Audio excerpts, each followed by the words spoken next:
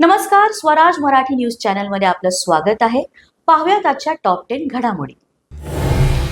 5 जुलैला होणाऱ्या मोर्चासाठी मनसेकडून सामान्य मुंबईकरांना हाक. मनसे नेते संदीप देशपांडेकडून दादर स्टेशन आणि लोकलमध्ये पत्रक वाटप.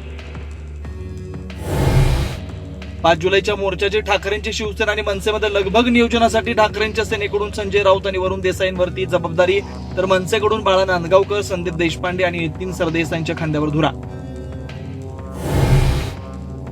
हिंदीच्या मुद्द्यावरील मोर्चाला शरद पवारांच्या राष्ट्रवादीचा पाठिंबा. पूर्ण ताकदीने मोर्चात सहभागी होणार खासदार सुप्रिया सुळेंची माहिती. 5 जुलैच्या मोर्चामध्ये राष्ट्रवादीचा कोणताही नेता सहभागी होणार नाही, खासदार सुनील तटकरे यांची माहिती. मुख्यमंत्री आणि उपमुख्यमंत्र्यांची भेट घेऊन मार्ग काढण्याचा प्रयत्न करू, तटकरे यांची प्रतिक्रिया. ठाकरे बंधूंच्या मोर्चाबाबत भाजपचं वेट अँड वॉचची भूमिका. पावसाळी अधिवेशनाच्या तोंडावर सावध पवित्रा. भाजपचं अजूनही विचारमंथन सुरू.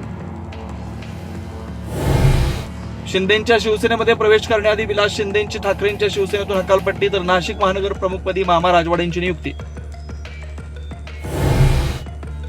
अभिनेत्री शेफाली जरीवाल्याच्या 42व्या वर्षी मृत्यूचं कारण अस्पष्ट. पतीचा माध्यमांशी बोलायला नकार.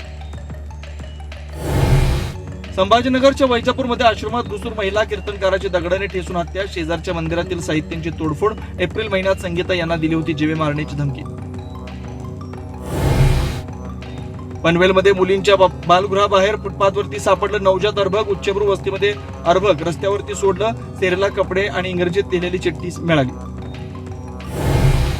इंदापुरातल्या बेलवडीत तुकोबांच्या पालखीचं गोल रिंगण, तर ज्ञानोबांची पालखी फलटणकडे रवाना होणार. तुळजापुरात संत गजानन महाराजांच्या पालखीचं जल्लोषात स्वागत. आजच स्वराज मराठी न्यूज चॅनलला लाईक करा, शेअर करा आणि सबस्क्राईब करा.